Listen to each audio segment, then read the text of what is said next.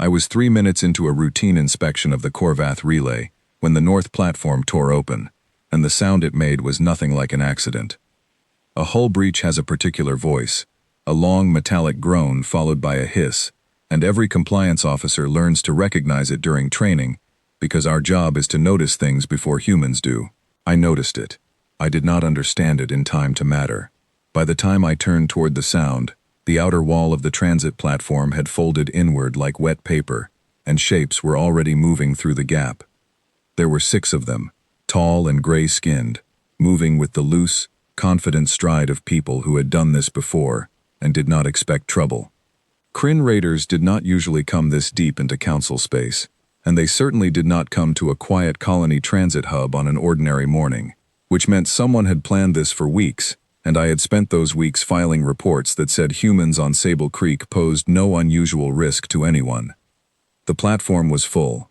It always was at that hour. Workers and traders and a cluster of children heading to the market with their parents, before the day grew too hot to walk comfortably. I remember thinking, in the strange, slow second before everything sped up again, that this was exactly the kind of crowd someone would choose if they wanted their targets to be small and their exits to be fast.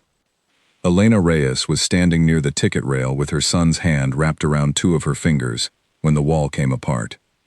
I knew her only from routine dock inspections, a quiet woman who filed her paperwork early and never gave me a reason to write her name down. I did not know, in that moment, that she was about to become the only person on that platform who reacted like she had trained for this exact kind of morning. She did not scream. She did not freeze. She pulled her son behind her so fast that his sandal came off, and she was already scanning the raiders for the nearest exit before most of the crowd had finished understanding that something was wrong. The Kryn did not want adults. That became clear within seconds, and it was the detail that would sit in my mind for a long time afterward. They moved past frightened workers and panicking traders, as if they were furniture, sweeping toward the smaller shapes in the crowd, toward the children clustered near the market kiosks and the school transport line. One of them raised a weapon, not to fire it, but to hold the crowd back, a wall of dark metal that made grown men stop where they stood. I remember a produce vendor near the kiosks, an older man I recognized from my own rounds, throwing a crate of fruit at the nearest raider with a kind of desperate, useless bravery that accomplished nothing except drawing the weapon's attention briefly toward himself instead of the children behind him. It was not a strategy. It was simply the only thing a frightened, decent man could think to do with his hands in that moment, and I noted it anyway, because I think small, futile courage deserves to be recorded exactly as much as the kind that actually changes an outcome. Elena did not stop. I watched her put herself between one of the raiders and a girl no older than 7, watched her drive her elbow into the side of his head with a precision that had nothing to do with panic and everything to do with muscle memory built somewhere far from a dock supervisor's ordinary life. The raider staggered. Another one turned toward her, and for 3 full seconds she held her ground against 2 armed strangers, with nothing but her hands and her body between them and the children behind her. I should have helped.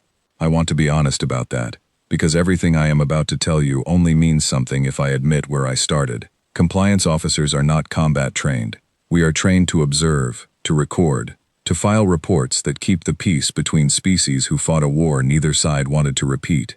I stood at the edge of that platform with my hands empty and useless, and I watched a mother fight 2 armed raiders with nothing but her body, and I did not move, because I did not know how. A 3rd raider came up behind her, while she was still occupied with the first 2, and that was the moment it stopped being a fight she could win. He caught Mateo around the waist and lifted him off the ground in one motion, and the boy's scream was the first sound on that platform that cut through every other sound, high and sharp and utterly without pretense. Elena turned so fast I felt the air move where I was standing. She got one hand on her son's arm before the raider wrenched him free and passed him back toward a 4th figure who was already retreating toward the gap in the wall. She went after them. Of course she did. She left the 2 raiders she had been fighting and threw herself toward the breach, and for a moment, I believed she would actually reach it, would actually pull her son back out of a stranger's arms, through sheer refusal to accept what was happening. She got close enough that her fingers brushed the edge of Mateo's shirt. Then something struck her from behind, hard enough to drop her to one knee, and by the time she was moving again, The gap in the wall was already closing around a shape I recognized from old briefing files I had never expected to need. A portable transit anchor. The kind of device that could open a short-range jump point for a matter of seconds. Expensive and illegal. And exactly the sort of thing that explained how 6 armed raiders had planned to leave a guarded colony platform before any real response could arrive. The anchor's field folded shut with a sound like a held breath being released. Mateo Reyes was gone. So were 5 other children I would later learn had been standing near enough to the platform kiosks to catch the raiders' attention. 3 girls and 2 boys, ranging from 6 years old to 11, plucked out of an ordinary morning in the time it took most of the crowd to understand what they were looking at. The silence afterward was worse than the noise had been. I have tried to describe that silence to other Yethir since, and none of them understand it the way anyone who was actually there would understand it. It was not an absence of sound. The platform was full of sound, alarms finally catching up to what had already happened, parents shouting names into a space that no longer held the people those names belonged to, someone weeping in long, ragged gasps near the ticket rail. It was an absence of the future everyone standing there had expected to have that morning, and I have never found a quieter kind of noise than that. Colony security arrived 4 minutes later, which I noted automatically, and hated myself for noting, because 4 minutes was well within acceptable response parameters, and utterly, catastrophically too slow. They secured the breach, checked the injured, began the process of documentation that I already knew, from years of watching how these things unfolded, would take far longer than anyone standing there could bear. I walked the length of the platform doing my job, because it was the only thing I knew how to do with my hands. I recorded the breach pattern, the residual energy signature of the transit anchor, the positions where the children had last been seen. I was good at this work. I had always believed that being good at this work meant something. I found Elena Reyes exactly where her son had been standing, on her knees at the edge of the scorch mark the anchor's field had left on the platform decking. She was not crying. I want to be precise about that, because I think it matters more than almost anything else I could tell you about her. She knelt there with her hands flat on the ground on either side of a single sandal, the one that had come off Mateo's foot in the first second of the attack, and her face held an expression I did not have a word for yet.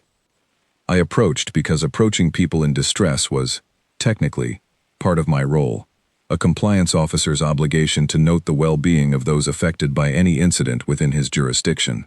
I crouched near her, close enough to speak, and I said the kind of thing officers are trained to say, that the colony would open a formal inquiry, that cross-system retrieval protocols existed for exactly this kind of incident, that there were channels. She looked at me then, and I felt something in my chest that I have never adequately explained to any other Yether, a cold and specific understanding that I was looking at someone doing arithmetic behind her eyes, running a calculation with a result already decided, waiting only for the remaining variables to resolve. Channels, she said. It was not a question. It was the way you repeat a word back to someone when you have already decided it means nothing.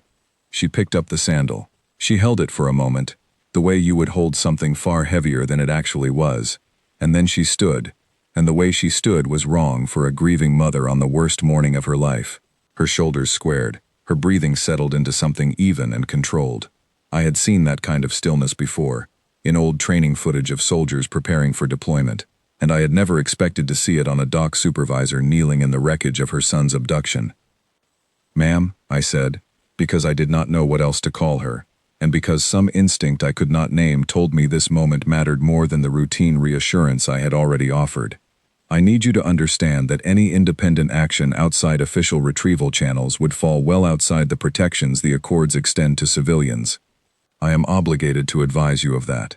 I have thought about that sentence more than almost anything else I have ever said in the course of my duties.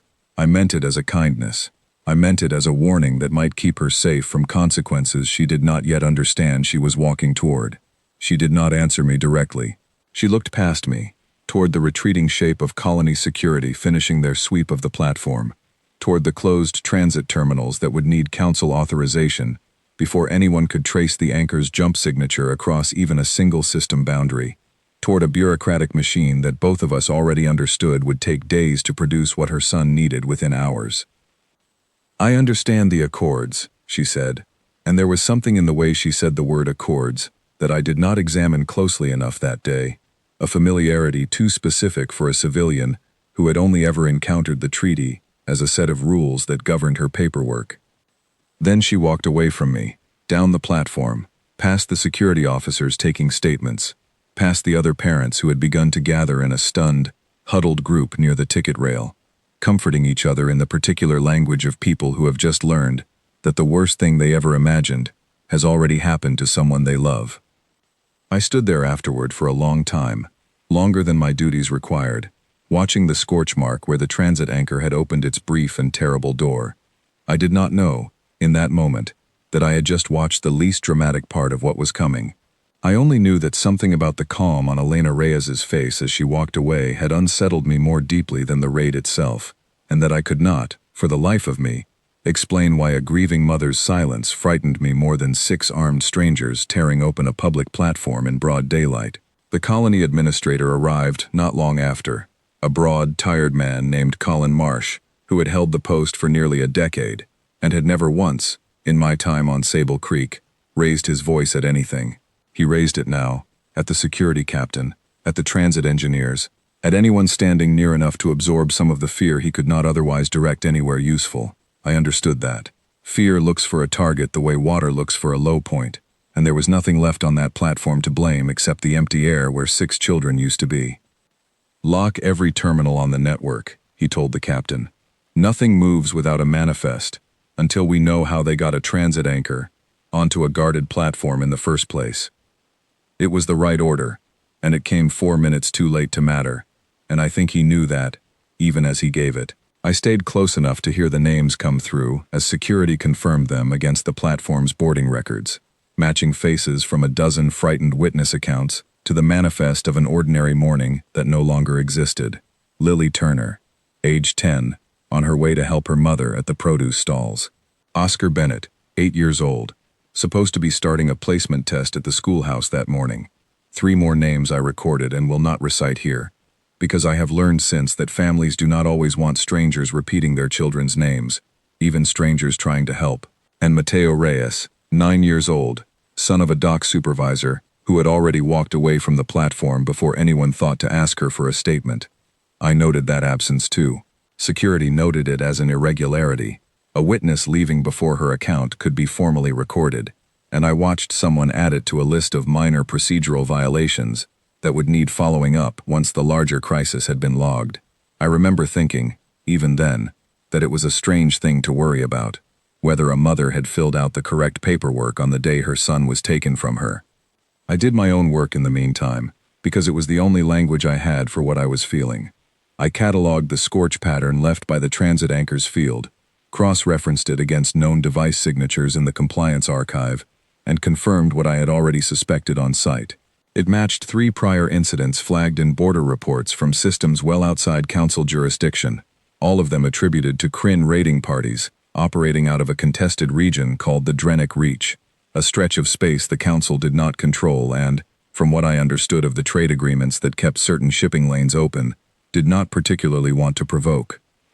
That detail troubled me more than the raid itself, if I am honest. A random act of violence is terrible but comprehensible. A calculated one, carried out by people who understood exactly how far the council's patience extended before it became politically expensive to pursue them, was a different and colder kind of terrible. Someone had done the arithmetic on how much a colony full of frightened parents was worth compared to a set of trade routes the council depended on, and they had made their choice a very long time before that morning began. I thought about Elena Reyes again as I finished my notes, about the particular stillness in the way she had stood after the initial shock passed, the way her breathing had settled into something disciplined rather than desperate.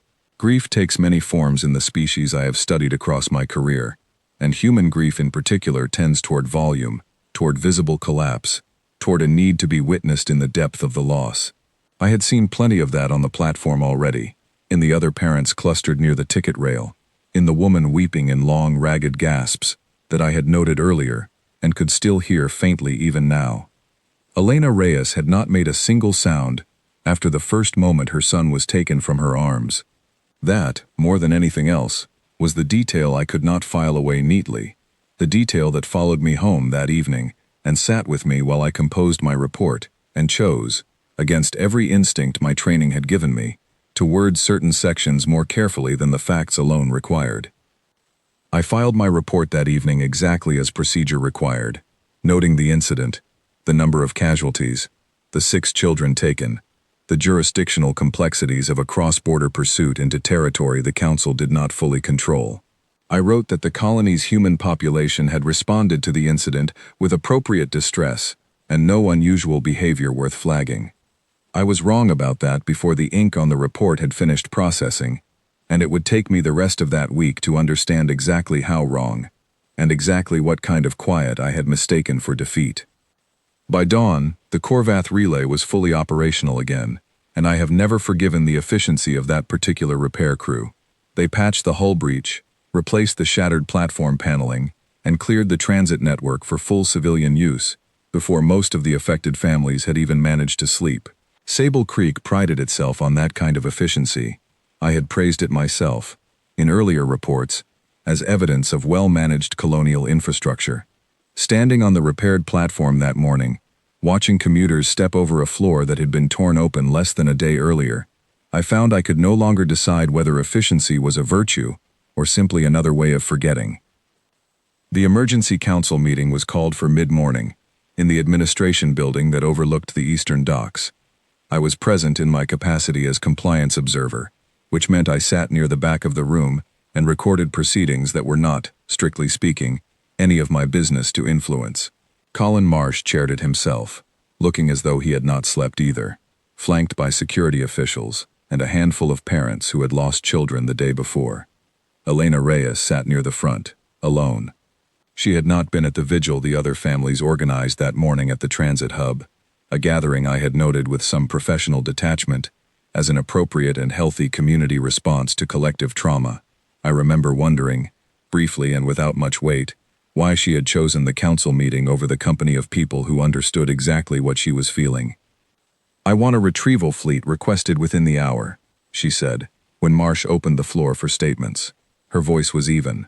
It was the evenness that unsettled me more than any volume could have. 6 children, a known rating pattern, a traceable jump signature. This should not require deliberation.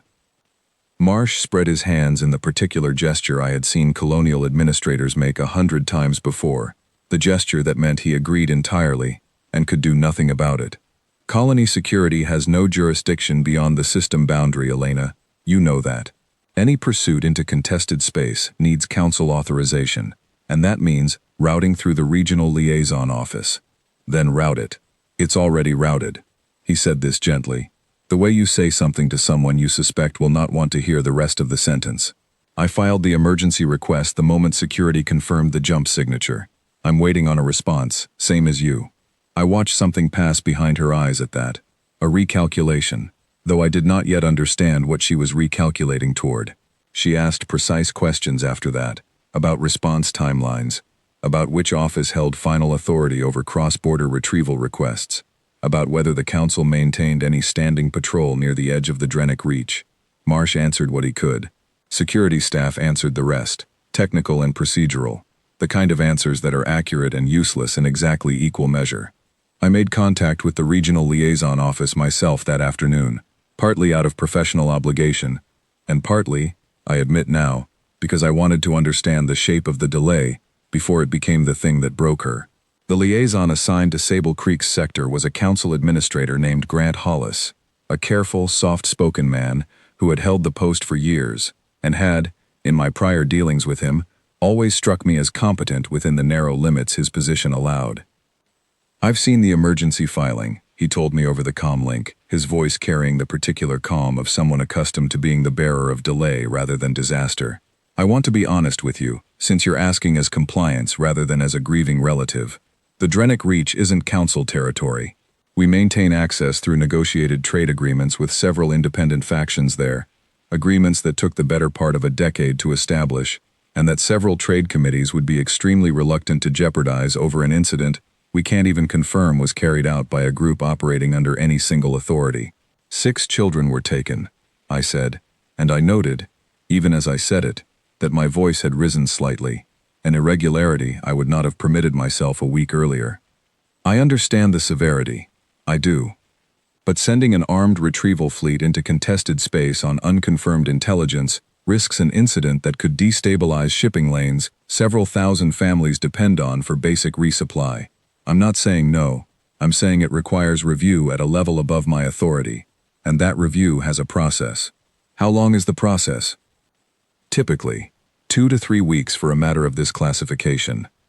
I did not have a response to that which would have been useful to record in an official capacity. So I ended the call and sat for a long moment in the small office the colony had allotted me, turning the timeline over in my mind. 2 to 3 weeks. I did not know then, with any precision, what happened to children taken by Kryn raiders and moved into contested territory. Only that every border incident report I had ever filed treated the first 72 hours as the difference between recovery and something the reports referred to, with careful clinical distance, as an unfavorable resolution. I relayed this to Marsh, who relayed a softened version of it to the families, and I watched the room absorb the news in the 2 very different ways I had already begun to recognize. Most of the parents reacted the way I expected humans to react, with anger, with tears, with a rising, righteous volume that filled the meeting hall and demanded, uselessly, that someone somewhere do something faster. I did not judge them for it. I understood it as an entirely appropriate response to an entirely unacceptable situation. I relayed this to Marsh, who relayed a softened version of it to the families, and I watched the room absorb the news in the 2 very different ways I had already begun to recognize. Most of the parents reacted the way I expected humans to react, with anger, with tears, with a rising, righteous volume that filled the meeting hall and demanded, uselessly, that someone somewhere do something faster. I did not judge them for it. I understood it as an entirely appropriate response to an entirely unacceptable situation. Marsh himself pulled me aside after the meeting broke up, his voice low enough that the departing families would not overhear. I've sent 3 separate follow-up requests since the initial filing, he told me. I want you to know that. Whatever anyone in that room believes about how much I care, I just don't have the authority to make Hollis's office move any faster than they've decided to move. I believed him. I had watched enough colonial administrators over the years to recognize genuine frustration when it wasn't performed for an audience, and Marsh's frustration struck me as entirely genuine. A man discovering the exact edges of his own authority at the worst possible moment to discover them. Elena Reyes said nothing at all. She listened to the 2 to 3 week estimate with an expression that had already, in the space of 1 day, become familiar to me, and then she stood, thanked Marsh for his time, in a voice that carried no detectable strain, and left the building before the meeting had formally concluded. Oscar Bennett's father caught me on my way out of the meeting hall, a broad-shouldered man named Walter who worked the loading cranes at the western docks, and had clearly not slept since the raid. He wanted to know, in the specific and exhausting way grieving people ask questions they already suspect have no good answer, whether compliance officers had any authority to expedite a council response. I told him the truth, that my role was to monitor rather than direct, and I watched something in his face close over, not in anger at me specifically, but in the general, diffuse anger of a man who had discovered that every official he spoke to held exactly as little power as the last one. I stayed with him longer than my duties required, mostly because I did not know how to walk away from that particular kind of grief without seeming to abandon it. He showed me an image of his son on his handheld, a boy with a gap-toothed smile, holding up a fish he had apparently caught the week before, and he asked me, without any real expectation of an answer, what kind of galaxy allowed this to happen to an 8-year-old on his way to a placement exam? I had no answer that would have satisfied him. I am not certain any answer exists that would satisfy anyone asking that question honestly. Other families gathered that evening at the transit hub itself, exactly where I had noted the vigil taking place that morning. Candles and handwritten signs and a slow, communal kind of mourning that struck me, watching from a respectful distance, as one of the more admirable things I had observed in my time studying this species. Grief shared aloud, I was beginning to understand, was not weakness. It was simply a different tool than the one Elena Reyes had chosen, and I did not yet understand what her tool was, only that she had not brought a candle, had not added her voice to the names being read aloud into the evening air, had not appeared at the hub at all. I found myself watching for her after that, more than my duties strictly required. It became, I suppose, a kind of quiet obsession, though I would not have used that word at the time. I told myself I was monitoring a person of interest for irregular behavior following a traumatic incident, which was technically true, and entirely insufficient as an explanation for how much of my attention she occupied over the following days. On the second day, I noted she had taken leave from her supervisor position at the Eastern Docks, which the colony administration approved without question, as any reasonable employer would for a parent in her circumstances. On the third day, I noted she had visited the colony's small military surplus office, a modest operation that sold decommissioned equipment to civilian buyers under strict licensing limits, and had spent nearly 2 hours there without purchasing anything the office's records considered notable enough to flag. On the fourth day, I noted she had made 3 encrypted comm transmissions to addresses outside the colony's civilian network, none of which I had clearance to trace, all of which were routed through a private relay old enough that I had to consult an archive directory to confirm it still existed at all. None of this constituted a violation of the Accords. I want to be precise about that, because it matters for what came later. Everything Elena Reyes did in those first days was, on paper, the unremarkable behavior of a grieving parent seeking information through channels available to any civilian. I flagged nothing. I had no grounds to flag anything. And yet I found myself, on the fourth evening, standing outside the small rented house she shared with her son, holding a report I had not yet decided whether to file, because some instinct I did not yet trust was telling me that a woman who reacted to catastrophe with this particular quality of calm was not simply waiting for the council's 2 to 3 week process to run its course. I knocked, in the end, because standing outside a private residence without cause was itself the kind of behavior I was supposed to be monitoring in others, and I disliked the hypocrisy of it. She answered quickly, as though she had heard my footsteps well before I reached the door, and she looked at me for a long moment without any particular surprise. Officer Vantik, she said my name correctly, which few humans bothered to do on a first attempt, the ether cadence being awkward for most of their vocal range. You're a long way from the docks. I wanted to check on your well-being, I said, which was true, though not the whole truth, and I suspect she understood that immediately. The liaison office indicated a formal response may take some time, 2 to 3 weeks. I was in the room. She did not invite me inside, and I did not expect her to. Behind her, through the narrow entryway, I could see a boy's shoes lined up by the door, small and untouched, and I understood that she had not moved them, that she could not yet bring herself to move them, and that this was perhaps the only piece of visible grief she had allowed herself in 6 days. I want you to know, I said, that the Accords provide certain protections for civilians pursuing information through legitimate channels. Whatever you are doing, if you are doing anything beyond waiting, I would ask you to be careful about where those channels lead. She studied me for a moment, and something in her expression shifted, not quite a smile, more the shadow of one, the expression of someone recognizing a small kindness for what it was, even while having no intention of taking the advice attached to it.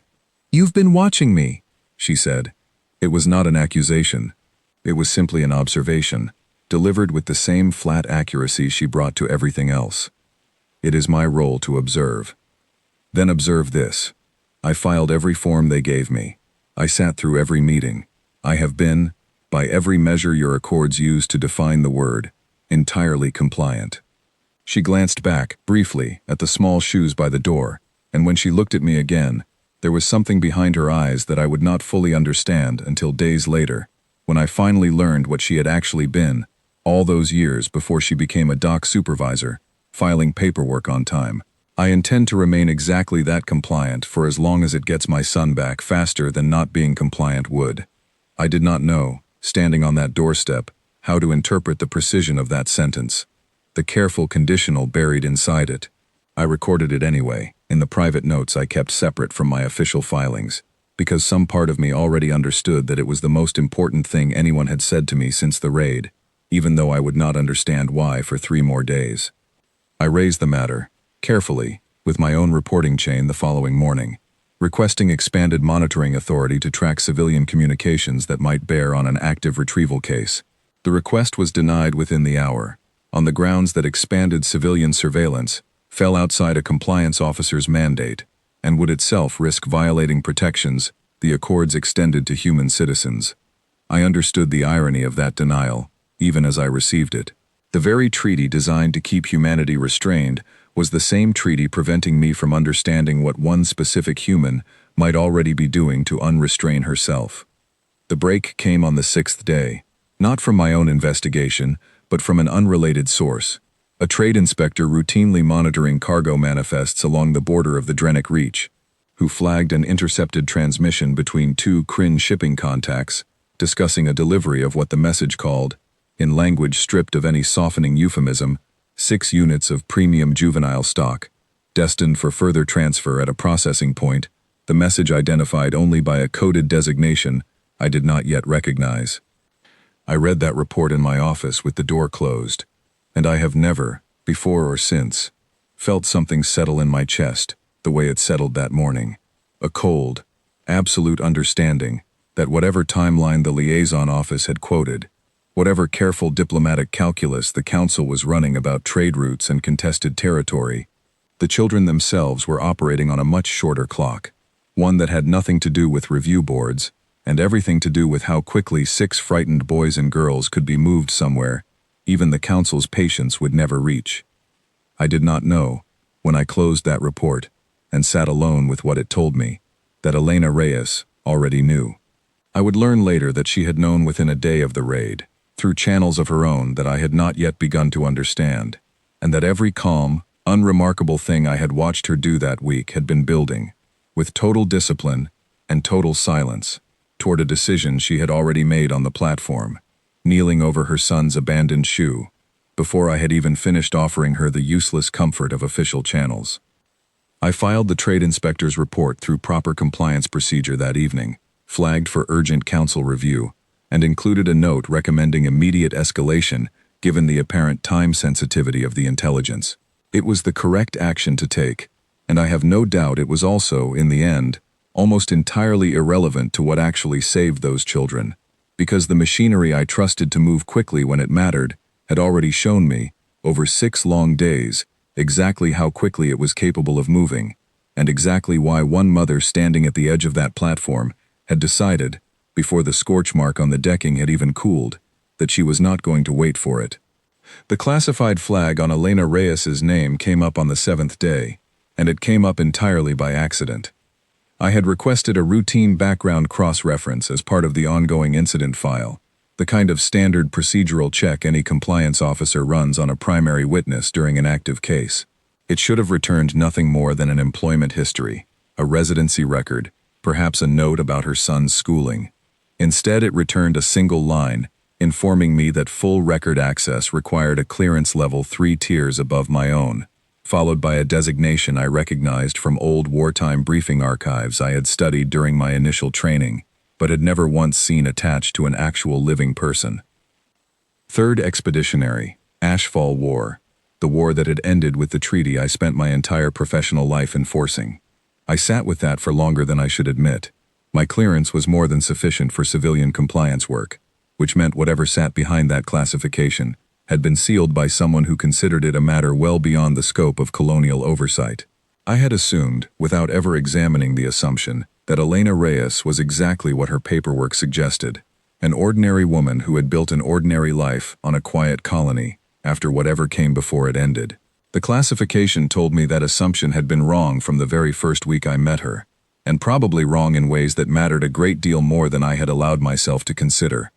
I requested an exception through proper channels, citing the active retrieval case as grounds for expanded access, and I want to record honestly that I expected the request to be denied.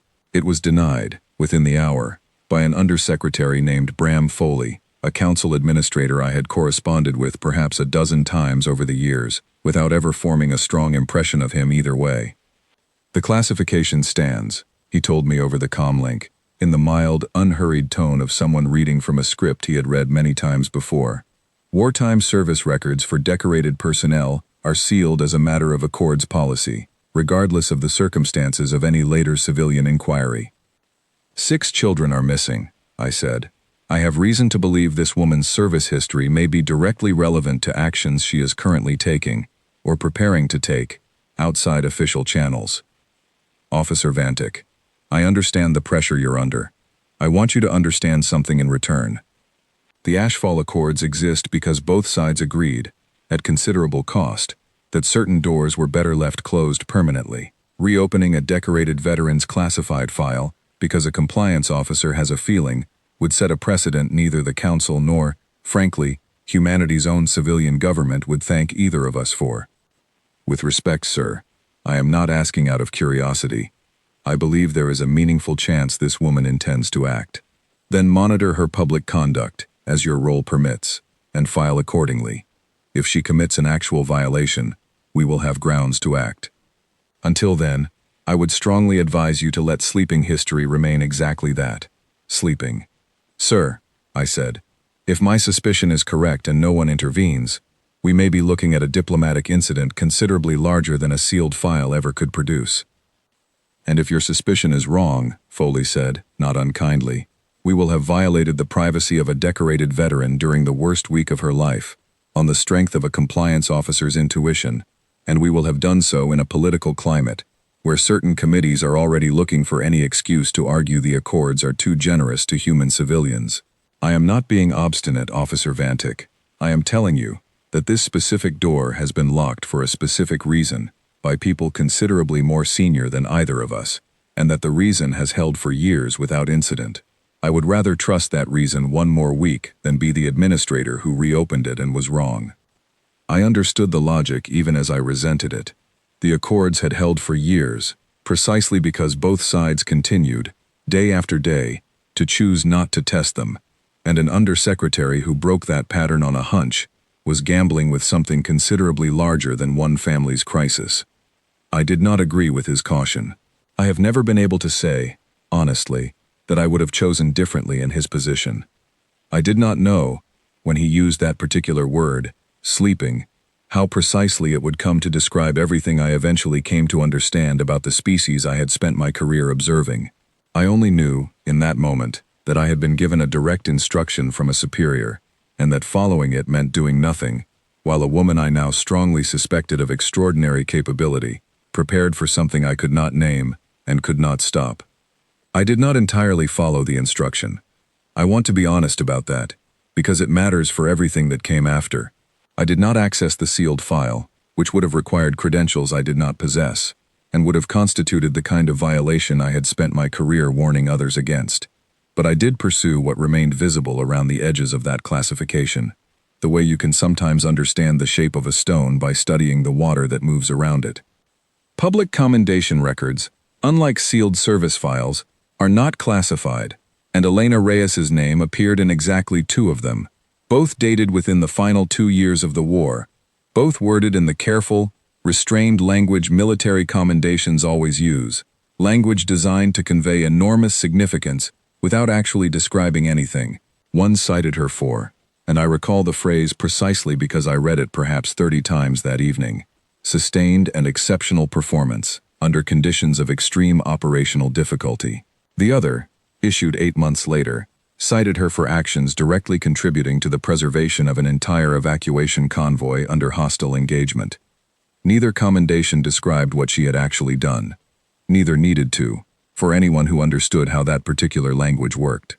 I had read enough wartime records during my training to know that commendations phrased with that much careful restraint were reserved for actions the war's chroniclers had decided were too significant, or too disturbing, or simply too effective, to describe in any detail available to the general public. I thought, reading those 2 brief citations late into the evening, about the elbow strike I had watched her deliver on the transit platform.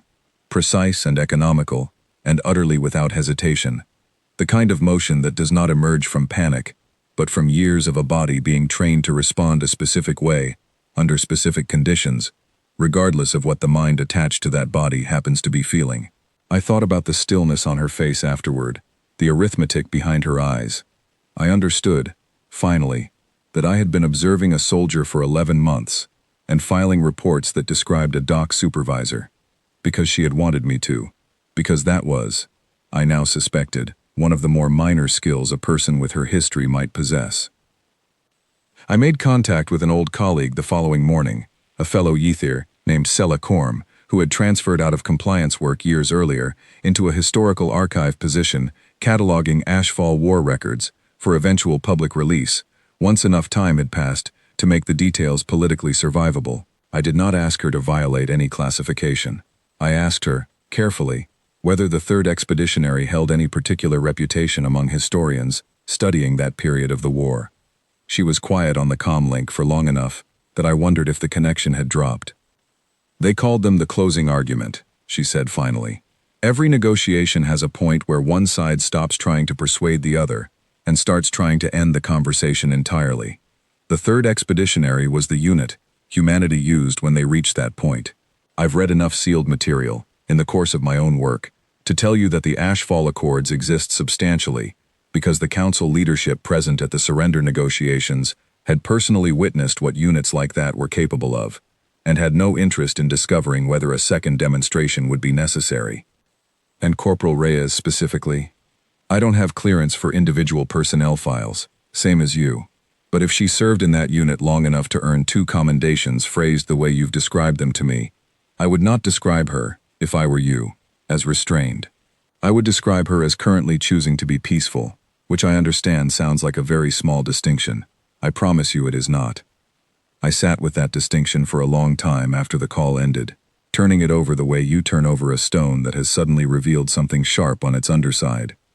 Restrained implied a limit imposed from outside, a leash held by someone else's hand. Choosing to be peaceful implied something else entirely, a decision made and remade every single day by someone who retained, at all times, the full capacity to choose otherwise. I asked Sella one further question before we ended the call, whether the historians she worked alongside had ever attempted to estimate how many veterans of that unit had simply returned to ordinary civilian life once the war ended, rather than remaining in any capacity the Council could continue to monitor. More than you'd expect, she said, and that's rather the point, isn't it? Nobody drafts a treaty worrying about the soldier who stays a soldier. You can see that threat coming. You build fleets to answer fleets. You build weapons to answer weapons. What nobody in that negotiating room seemed to plan for was the soldier who puts the uniform away entirely, takes a job on a quiet colony, raises a child, and simply carries everything she used to be somewhere nobody thought to look, because nobody imagined they would ever need to look there at all. I thought about the 2 to 3 week estimate Grant Hollis had quoted with such calm professional confidence, and I understood, for the first time with real clarity, that Elena Reyes had likely stopped believing in that timeline within the first 30 seconds of hearing it, and had spent every day since then behaving exactly as compliantly as the Accords required, while quietly making a different decision entirely. I am not, myself, a veteran of that war, but my people were present for its ending, in a way that shaped every year of my life afterward. Ithier served among the negotiators who drafted the Ashfall Accords, and I had grown up hearing the treaty described, in school and in official histories, as one of the great diplomatic achievements of the age, a document that had taken an unpredictable and devastating adversary and given it clear, permanent boundaries. I had believed that account entirely. I had built my entire career on believing it.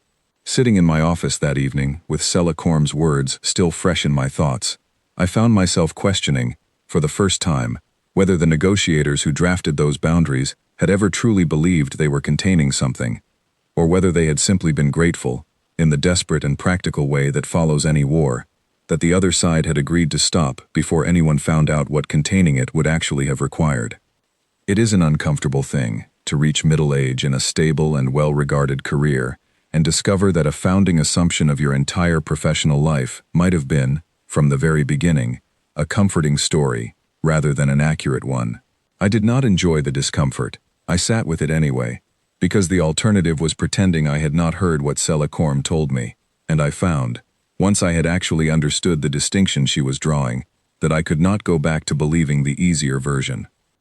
I attempted, one more time, to raise the matter formally, drafting a report that laid out everything I had gathered, the classification flag, the commendation language, Sella Corm's careful characterization of the unit, the pattern of encrypted transmissions I had noted the week before. I sent it to Bram Foley's office with a request for urgent review.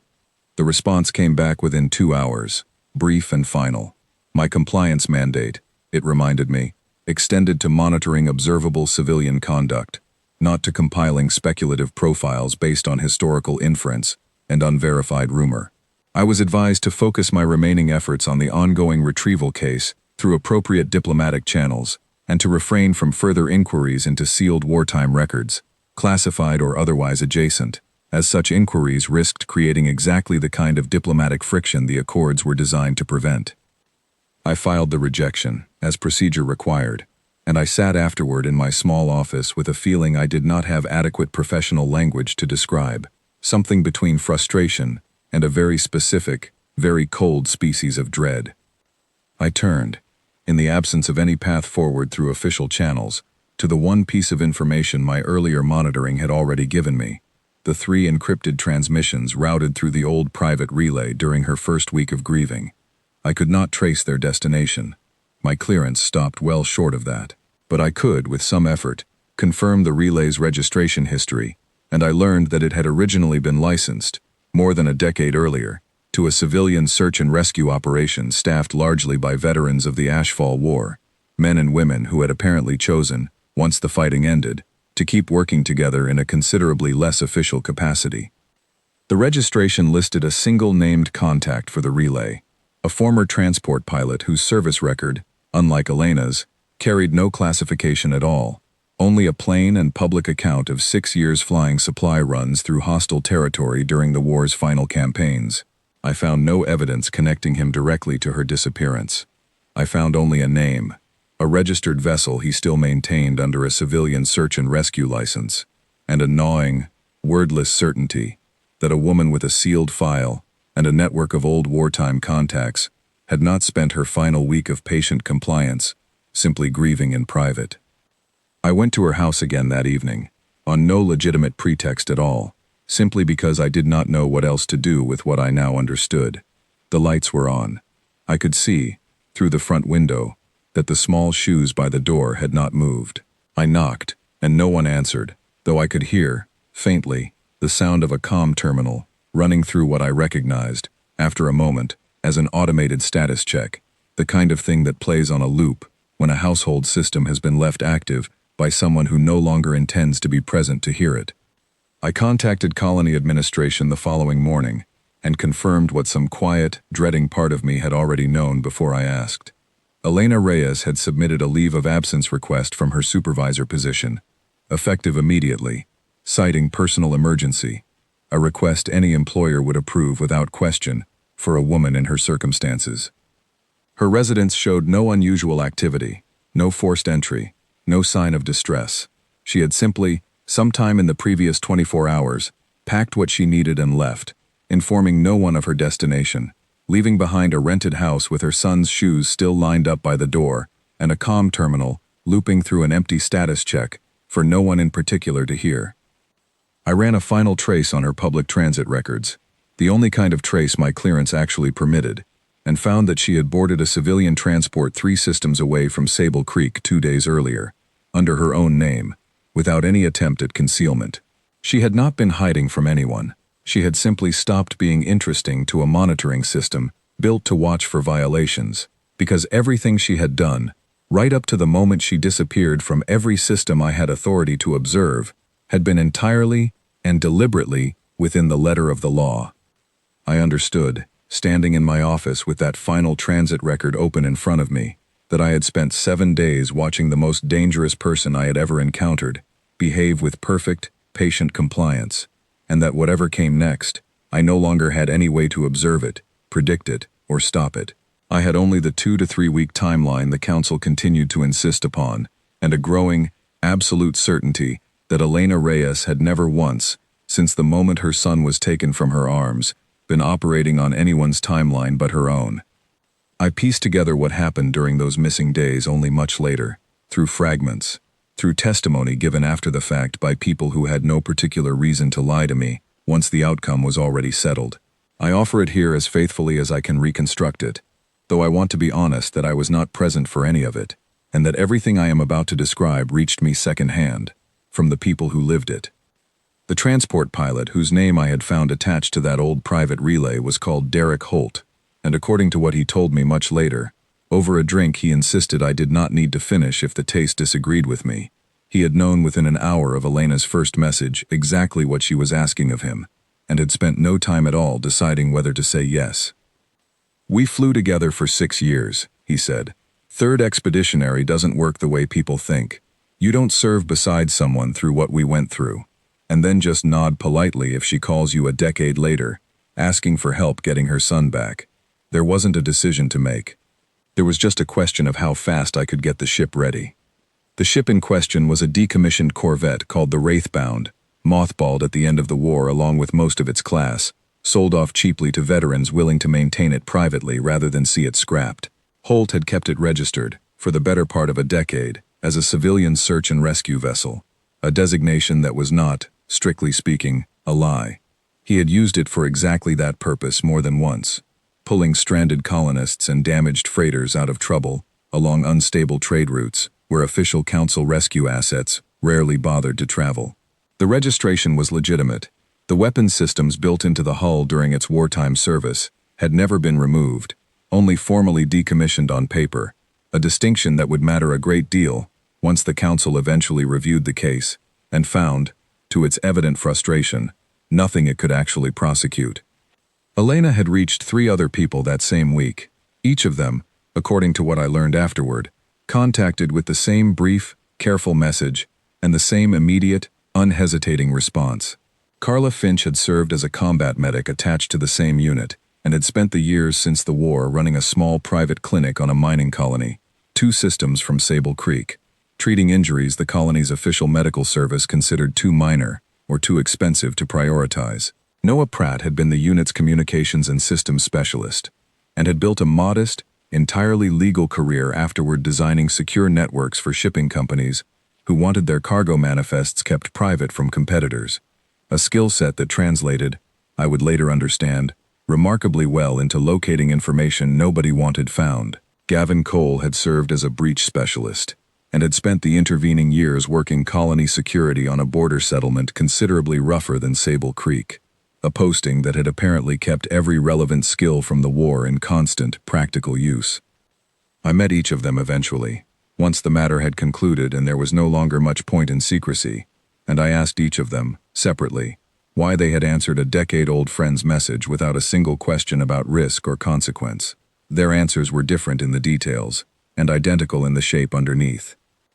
Finch told me she had spent 9 years treating mining injuries she considered beneath her training, work that mattered, and that she did not regret, but work that had never once asked anything of the parts of herself she had built during the war.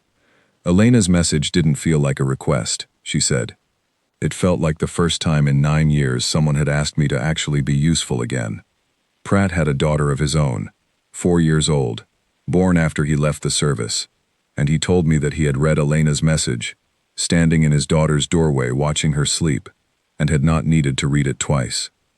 Cole said less than the others, a naturally quiet man, but he told me once that Elena had pulled him out of a collapsed evacuation shelter during the war's final campaign, at considerable risk to herself, and that he had spent every year since then assuming some future version of himself would eventually be asked to return the favor. He seemed, when he said it, almost relieved that the day had finally come. None of them asked Elena what she intended to do once the ship reached wherever it was going. Holt told me that much directly, without any apparent discomfort at the admission. We didn't need the plan explained to us. We needed the coordinates. The coordinates, as it happened, were the hardest part to obtain, and this is where the account I gathered afterward becomes considerably harder to verify with any precision, because everyone involved described it to me with the same careful vagueness, the practiced vagueness of people protecting each other from consequences even years after the fact. What I understand is this. A Kryn information broker, operating out of a modest trading post near the edge of the Drennick Reach, had, according to intercepted communications the trade inspector's earlier report had already flagged, brokered the transaction that moved the 6 children toward their intended buyer. This broker, whose actual name I never learned, and whose species designation I will simply record as Kryn, dealt in information the way other merchants dealt in cargo, and possessed, somewhere in his private records, the exact transfer schedule and destination that the council's own liaison office had spent a week failing to produce. Pratt located him within 2 days, working from data the trade inspector's flag transmission had inadvertently made traceable. Cole and Holt located his trading post within 1 more day after that. What happened when Elena's small crew actually arrived? I have only Carla Finch's account to rely on, offered to me much later with the flat, clinical precision of someone who had spent a career describing difficult things without flinching from any part of them. Nobody was hurt, she told me, and I believed her, because I had no reason by that point not to. Elena doesn't work that way. Whatever the council eventually decided to assume about her, she walked in alone, sat down across from him, and had a conversation. That's genuinely all it was, from where I was standing outside the door. I asked her, because I felt I needed to understand it fully, what kind of conversation persuades an information broker to hand over intelligence he had presumably been paid a considerable sum to keep private. The kind where the other person understands, within about 30 seconds, that the woman across the table has already decided how this conversation ends, and that the only variable left for him to control is whether it ends well for him personally. Finch had shrugged when she told me this, an oddly ordinary gesture attached to an extraordinary claim. She didn't threaten him. I want to be clear about that, because I know how it sounds otherwise. She simply explained, very calmly, exactly what she was, exactly what she had already survived, and exactly how little the payment he'd received for those children was going to matter to him if he made her come back a second time to ask more forcefully. He gave her everything. The transfer schedule, the processing point, even the buyer's name. I think, honestly, some part of him was relieved to have an excuse. Finch told me, when I pressed her further on the matter, that Elena had left the broker with something he had not expected, a warning delivered as calmly as everything else she said that day, that the council would eventually learn what he had brokered, whether or not he cooperated further, and that his best remaining chance of surviving the fallout of his own trade was to make himself useful to the people investigating it, rather than an obstacle they eventually decided to remove. I do not know whether that warning was entirely true at the time she gave it, given how uninterested the council had shown itself, up to that point, in pursuing anything happening inside the Drenic Reach. I suspect Elena understood precisely how persuasive a confident lie can be when delivered by someone who has already demonstrated, in the same conversation, exactly how far she is prepared to go. The processing point the broker named was a modest facility deep in Kryn-controlled space, a converted mining outpost the locals called Outpost Farron, used, according to the broker's own records, as a holding and transfer site for exactly the kind of transaction the trade inspector's intercepted message had described. The transfer itself, the broker told them, was scheduled within 9 days of the original raid, after which the 6 children would be moved onward to a buyer whose identity Finch would not repeat to me even years afterward, and who existed, as far as I have ever been able to determine, well beyond any jurisdiction the council could meaningfully reach. Holt described the days spent preparing the Wraithbound for departure in far more mundane terms than I expected, and I think that mundanity is itself worth recording. There was no dramatic unveiling of hidden weaponry, no secret arsenal pulled from beneath a floor panel. There was simply a decade-old ship, well maintained because its owner had never stopped caring for it properly. Its old wartime systems brought back online through diagnostic checks any licensed engineer could have performed and documented without raising a single flag. Cole spent 2 days confirming the boarding equipment still functioned to specification. Pratt spent the same 2 days quietly securing communications and confirming the broker's information against 3 independent sources, unwilling to commit 6 lives and a rescue attempt to a single informant's word. Finch stocked medical supplies sufficient for 6 frightened, possibly injured children, a detail she mentioned to me with more feeling than anything else in her account. The particular care she had taken selecting supplies sized for small bodies rather than adult soldiers. The broker encounter itself, when Finch finally described it in full, carried a tension I had not expected from her earlier, more clinical summary. The trading post sat at the edge of a modest border settlement, half legitimate market and half something considerably less regulated, and Elena had gone in wearing civilian clothes, unarmed by any obvious measure, while the rest of the crew held position outside within reach but out of sight. Finch admitted she had spent the entire conversation with her hand near a medical kit, rather than any weapon, prepared for the version of that meeting where things went wrong, rather than the version where they didn't. I've seen Elena go quiet before, she told me. During the war, I mean. There's a specific kind of quiet she gets right before something happens that the other side is not going to enjoy. She wasn't quiet like that in there. She was almost gentle with him, and somehow that was worse to watch than anything else could have been. because I understood she wasn't holding anything back out of mercy. She simply didn't need to use anything more than that to get what she wanted. 9 days. I want to sit with that number for a moment, because it mattered more than almost anything else in this account. Grant Hollis had quoted a 2 to 3 week review timeline for even beginning a formal retrieval request, a timeline built around careful diplomatic caution and committee review, and the entirely reasonable desire to avoid destabilizing trade relationships several thousand families depended on. Elena Reyes had, in the same span of time it took that timeline to clear its first procedural hurdle, assembled a crew, located a broker, extracted a schedule, and identified a target, all of it technically within the letter of a treaty that had never anticipated a single civilian moving with this much precision and this little hesitation. Back on Sable Creek, I remained entirely unaware of any of this as it happened, filing reports that grew steadily more useless with each passing day, watching Grant Hollis's estimated timeline shift, first subtly and then not so subtly, toward the longer end of his original range. I raised the matter twice more with Bram Foley's office, each time receiving the same measured, patient response, that the case remained under active review, that expedited action risked diplomatic consequences disproportionate to the benefit, that patience, however difficult, remained the responsible course. I did not know, filing those increasingly frustrated reports, that patience had already stopped being a factor in how this case would resolve. I only knew that on the evening of the 8th day since the raid, a routine sensor sweep along the outer edge of Sable Creek's system registered an unidentified vessel dropping out of transit at the system boundary, running a civilian transponder signature that matched, when cross-referenced against the colony's registry archive, a search and rescue license issued more than a decade earlier and never once flagged for any irregularity. I remember staring at that alert for a long moment before I understood its significance, before the name attached to the license registration finally connected, in my mind, to the relay I had traced back during my own investigation the week before. Derek Holt. The Wraithbound.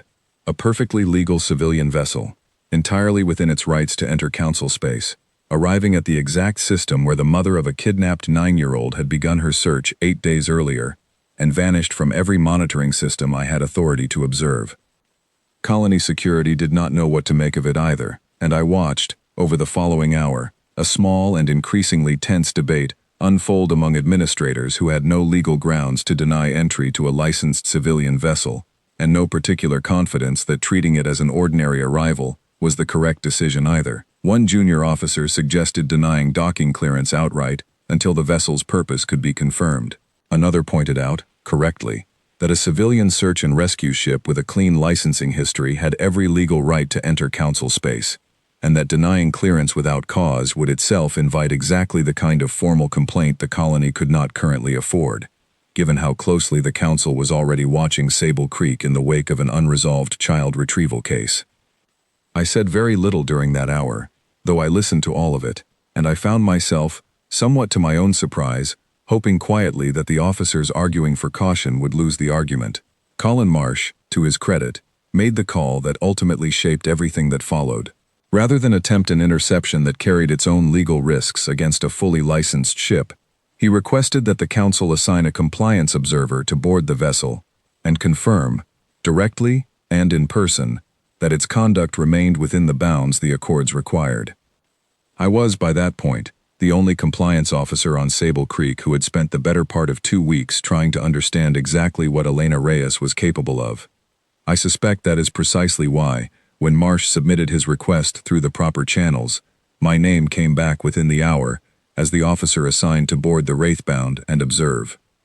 I telephoned my own supervisor that final evening, a brief and formal notification confirming my assignment as boarding observer, and I noted, even as I made the call, that I omitted every detail I had gathered over the preceding 2 weeks: the classified flag, the commendation language, Selicorm's careful warning about closing arguments.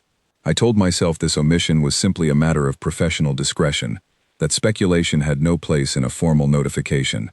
I have since come to believe it was something closer to a choice, made quietly and without much examination at the time, to let events unfold, rather than place myself in their path. I did not sleep the night before I went aboard. I want to be honest about that. I had spent 8 days convincing myself, through careful, deliberate professional reasoning, that whatever Elena Reyes intended to do would remain, on paper, entirely within the letter of the law she had spent her whole life since the war learning to work inside, rather than against. I still believed that, standing at the edge of the launch bay the following morning, watching the Wraithbound's running lights blink against the dark, I simply no longer believed that the letter of the law was going to feel, to anyone standing close enough to watch it happen, like any kind of restraint at all. The Wraithbound's boarding ramp lowered exactly on schedule, which struck me, even in the moment, as a strange detail to notice first. Everything about the ship's arrival had been correct. The transponder codes matched. The docking request followed proper form. The vessel eased into its assigned berth with the unhurried precision of a ship that had done this 100 times before, and felt no need to hurry now. I stood at the base of the ramp in my compliance uniform, a small folder of authorization documents under one arm, and I understood, even as I waited, that nothing about this arrival was going to give me legitimate grounds to object to anything. Elena Reyes met me at the top of the ramp herself. I want to describe, as precisely as I can, how different she looked from the woman who had knelt on the transit platform 2 weeks earlier, holding her son's abandoned sandal. She wore a dark, functional uniform I did not recognize from any current council registry, old enough to be a personal relic rather than standard issue, fitted in a way that suggested it had been fitted a very long time ago and had never needed adjusting since. Her hair was pulled back with a severity I had not seen on her before.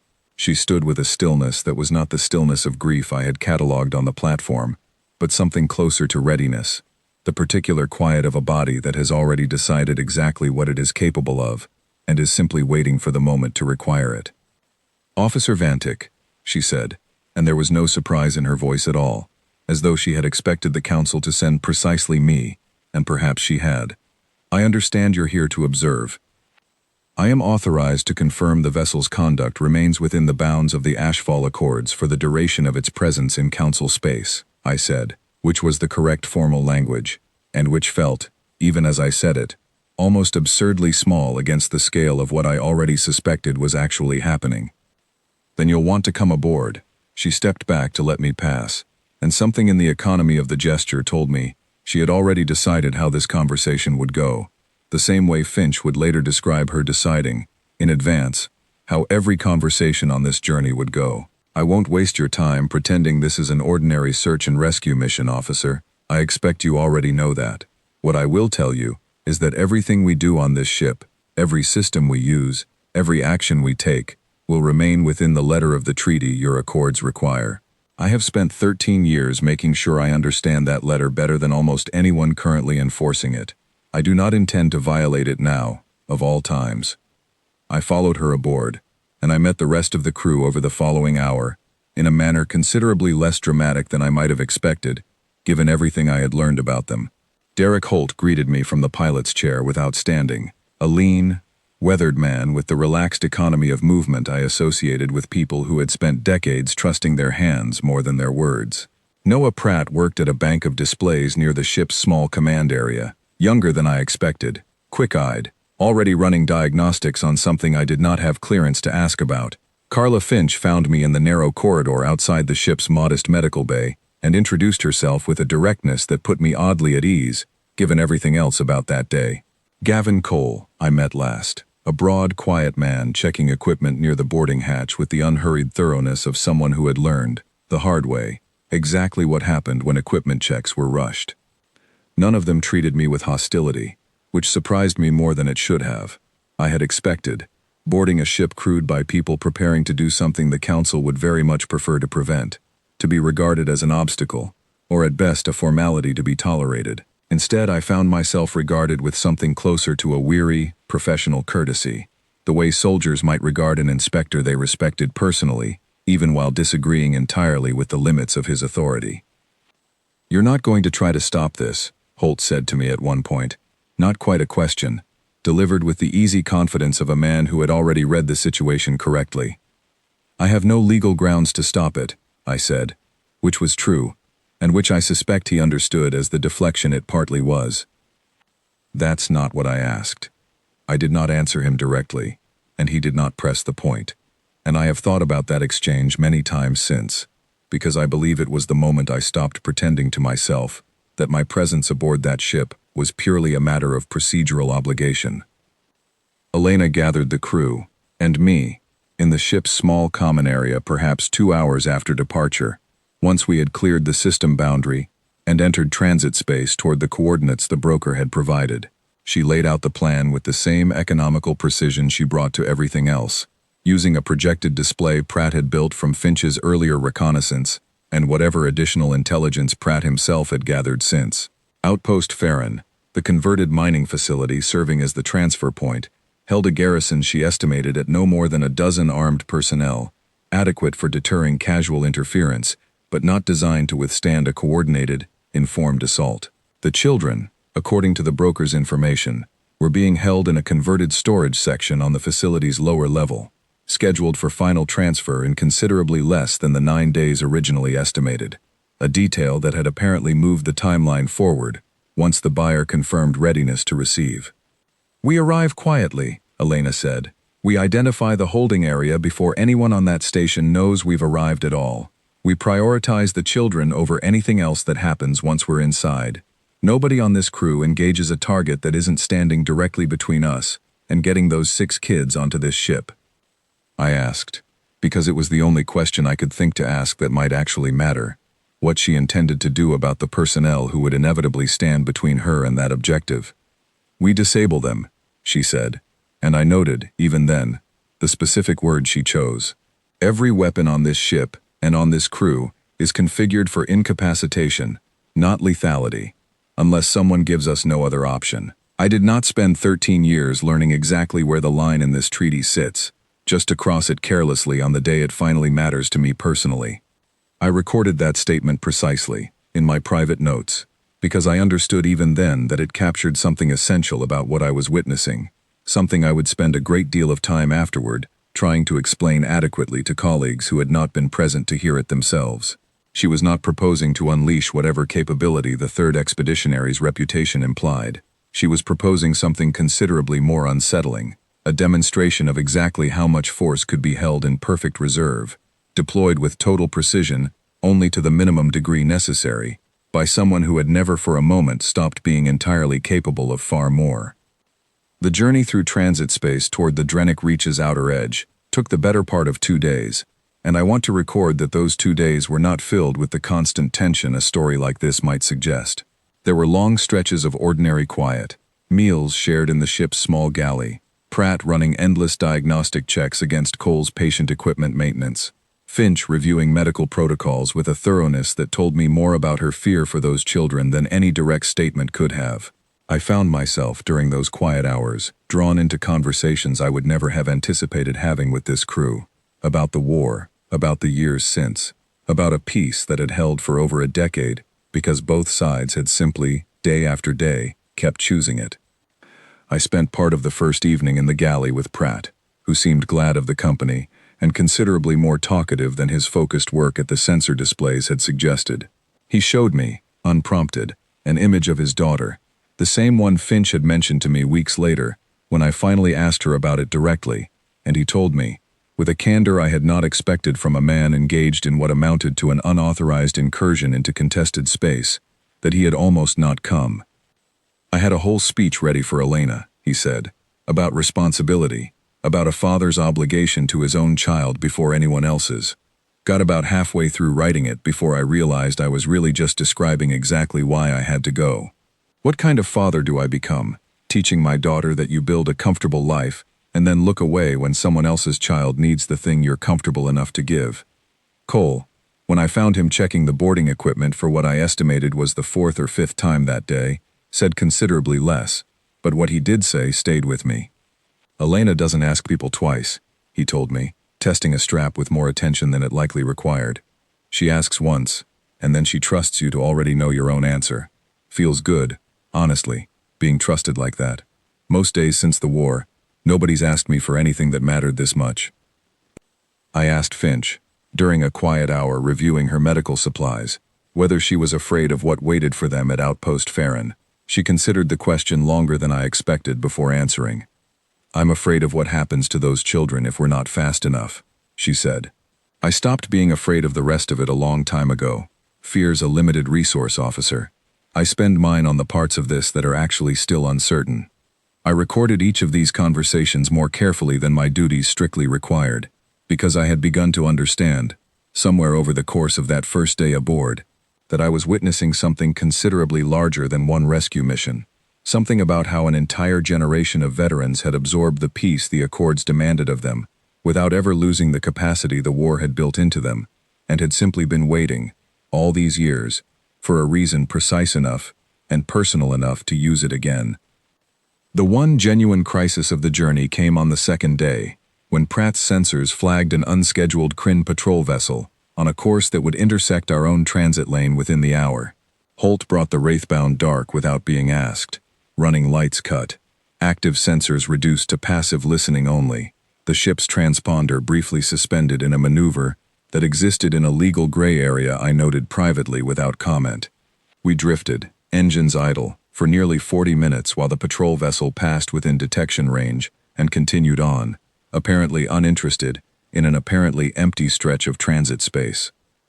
I sat in the command area during those 40 minutes, close enough to watch Elena's face, and I want to record honestly that she showed no visible strain at all, not the controlled stillness I had already come to recognize from her, but something closer to genuine calm, a person entirely at ease inside a moment that had every other person on that ship holding their breath. "You've done this before," I said quietly, once the patrol vessel's signature had finally faded from Pratt's display. "More times than I could count you an exact number," she said. "This part was never the difficult part, officer. The difficult part was always going to be the 2 weeks before this, waiting for a system built to protect everyone equally, to remember that it needed to move quickly for 6 specific children who didn't have 2 weeks to spare. I did not have an adequate response to that, and I did not attempt one. I found myself, instead, turning over a decision I had been circling since the moment I boarded, whether to file the report my duties technically required, confirming the vessel's course and evident intent, flagging it, for whatever response the Council might still attempt to mount before we reached the outpost. I asked her, during that same quiet stretch, what had actually persuaded her, 13 years earlier, to set down the version of herself capable of ending a patrol vessel's interest in less time than it took most people to finish a sentence. She considered the question longer than I expected, watching the last traces of the patrol's signature fade from Pratt's display. "Mateo," she said simply. "Not the idea of him. He wasn't born yet when the war ended. Just the certainty that I wanted to raise someone, eventually, in a world where I never had to explain to him what his mother used to be capable of. I thought I'd managed it too, for 9 good years. I want you to understand, officer, that those 9 years weren't a performance. They were the actual thing. This," she gestured, briefly, at the ship around us, at the dark transit space beyond the viewport, "is not who I am pretending not to be. This is the last resort I always hoped I would never have to use again, deployed exactly once, for exactly this reason, and I intend to set it down again the moment my son is safely home. I drafted that report twice during the journey. I did not send it either time, and I have never fully explained to my own satisfaction why, except to say that some part of me had already decided, well before I could have articulated it as a decision, that 6 children waiting in a converted storage room on Outpost Farron needed this particular rescue considerably more than the Council needed my timely paperwork.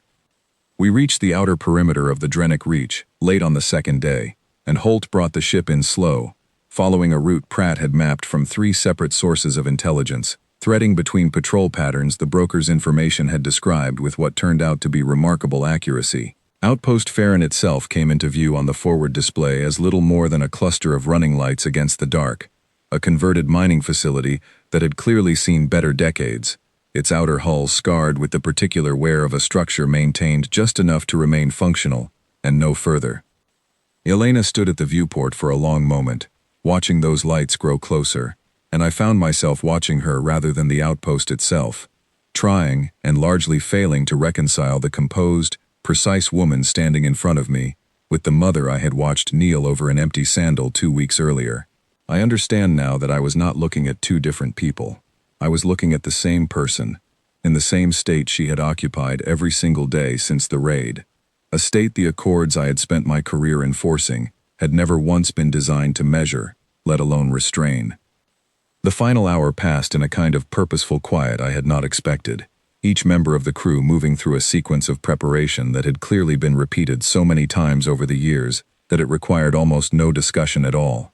Cole checked his equipment one final time, methodical and unhurried. Finch laid out her medical supplies in a precise order near the boarding hatch, close enough to reach the moment anyone came back through it.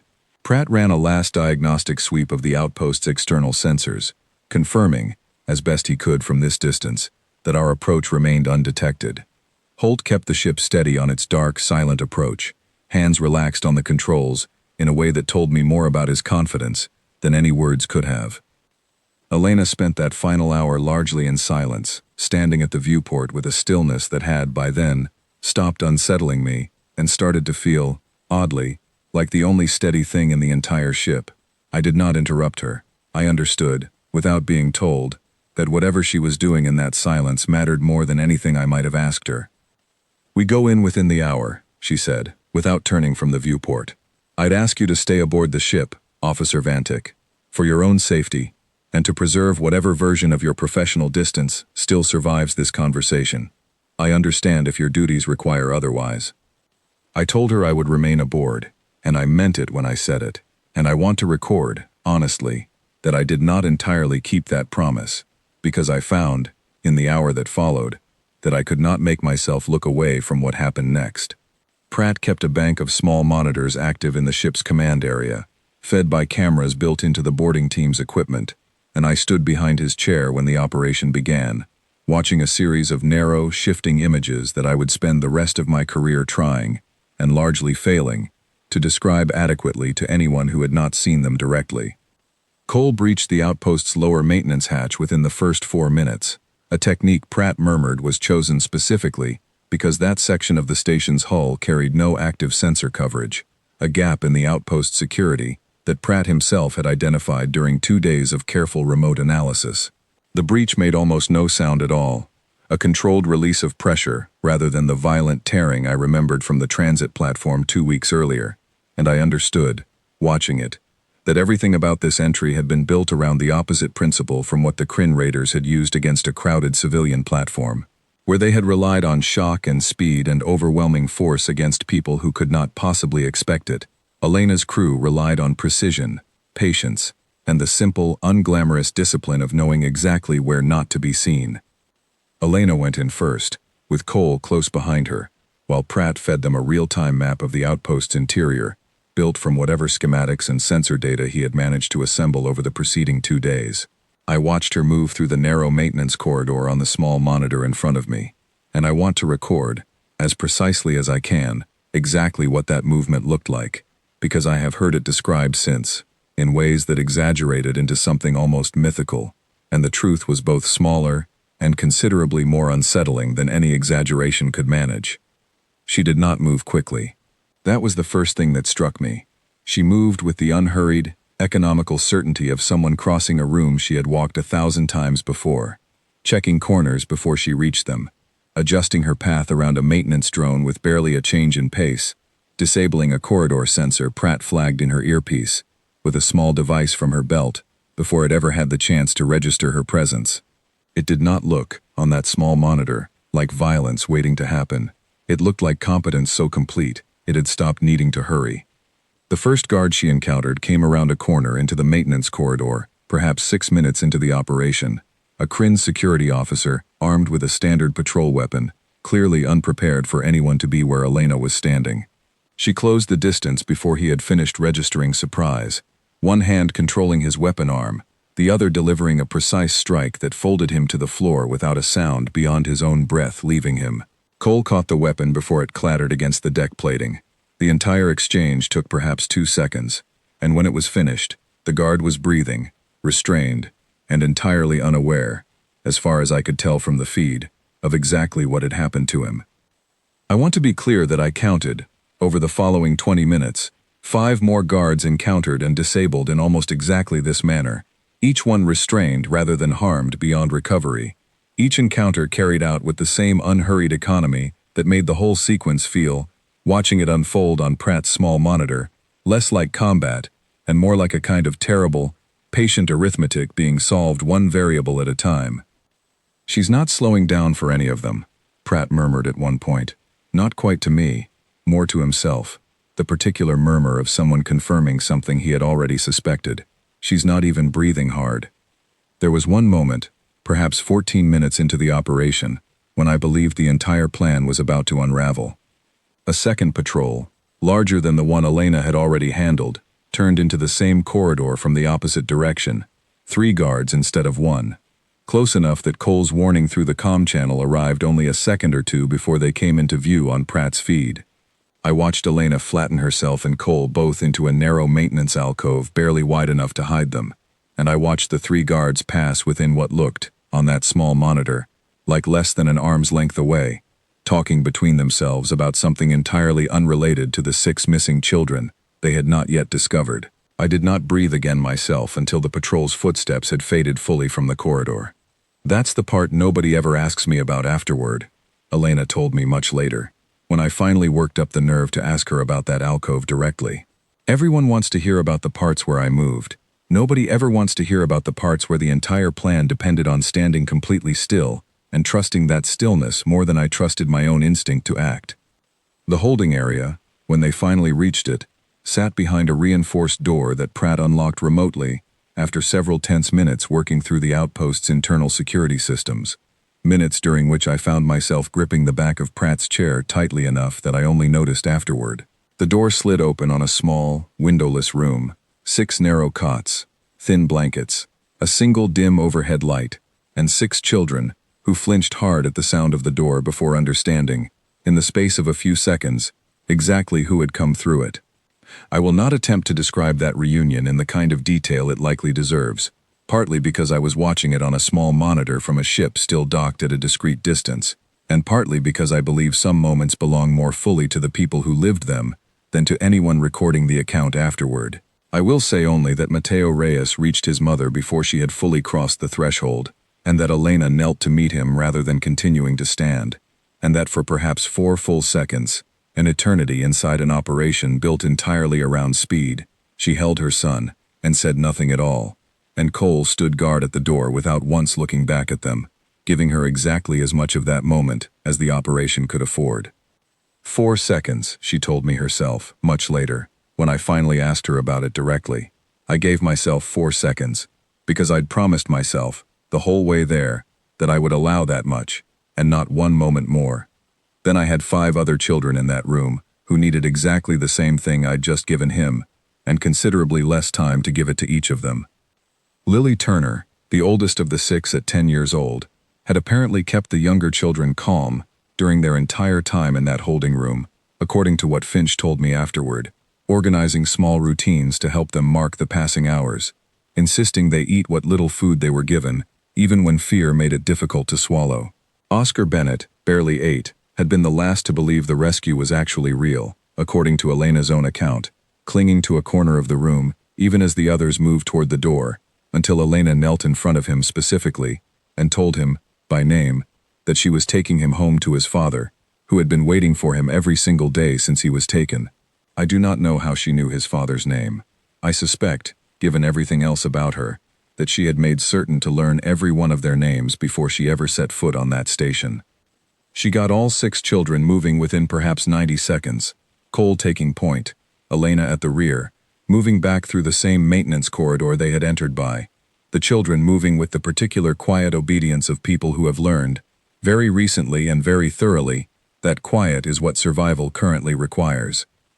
The alarm, when it finally came from a source none of them had anticipated, a routine head count, at a shift change, that discovered the holding room empty roughly 11 minutes after Elena had first reached it. I heard it through Pratt's feed before I saw any visible sign of it, a low, rising klaxon that Pratt immediately began working to disrupt from the ship, buying whatever seconds his access could manage. "They know," Pratt said, quiet and controlled despite what I could see in his hands, a tightness that had not been there a moment before.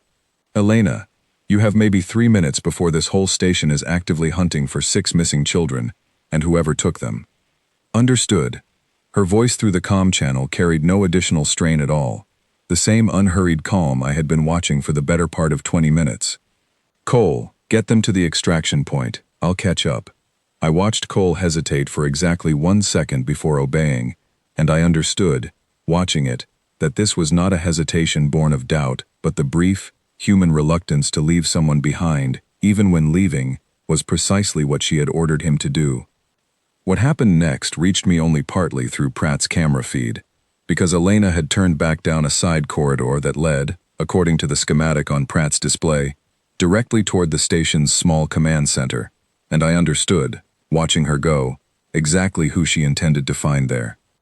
Overseer Voss commanded Outpost Farron, according to everything Pratt's earlier research had established, a Kryn administrator responsible for the station's operation, and, by extension, for every transaction that had passed through its holding rooms over the years he had run it.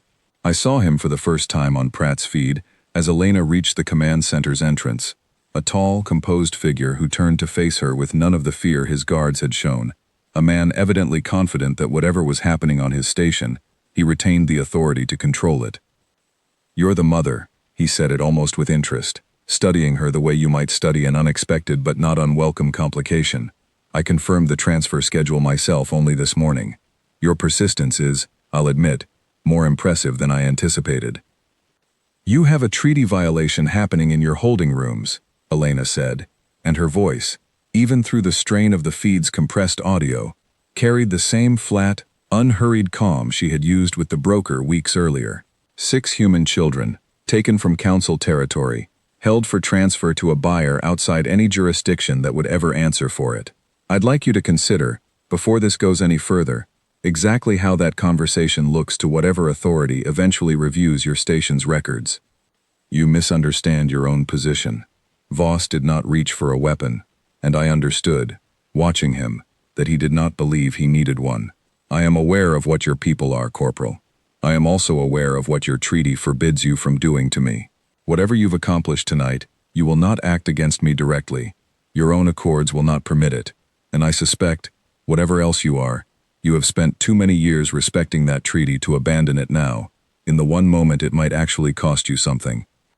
I watched Elena go very still on that small monitor, and I want to record, honestly, that I did not know, in that moment, which way this was going to resolve, and I do not believe Pratt did either, given how carefully he had stopped breathing beside me. "You're right that the accords restrain me," she said finally. "I've spent 13 years making sure I understood exactly where that restraint begins and ends, better than almost anyone left alive to enforce it. But you're assuming the only reason I haven't already ended this conversation is the treaty.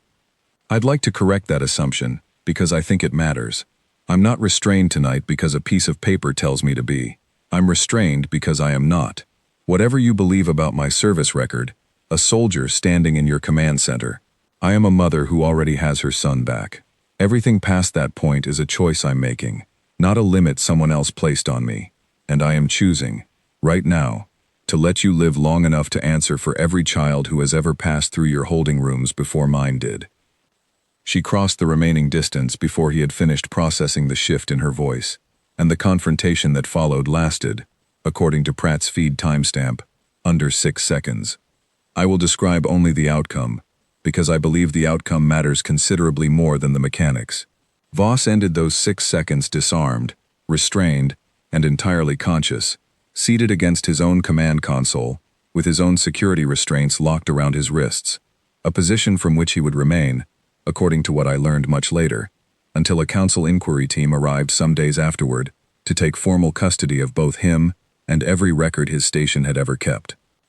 "Pratt," Elena said into the comm, already moving again, "pull everything from his station's transfer logs before we leave. Every transaction, every buyer, every child who passed through here before tonight. Someone is going to need it."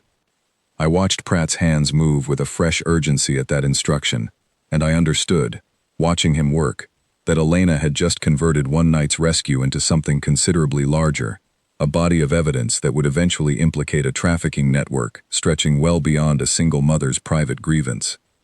The extraction itself took 11 more tense minutes, station security finally organizing a real response, weapons fire from pursuing guards that Cole and Elena answered with the same disabling precision I had watched throughout the entire operation. 6 frightened children hurried across the outpost's exterior toward the Wraithbound's boarding hatch, while Holt kept the ship's engines primed for immediate departure.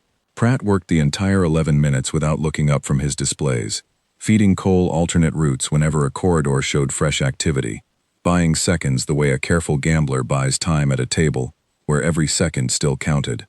I heard Finch beside me, murmuring something quiet and steady to the children already aboard. A voice meant less for information and more for the simple, grounding fact of its calm.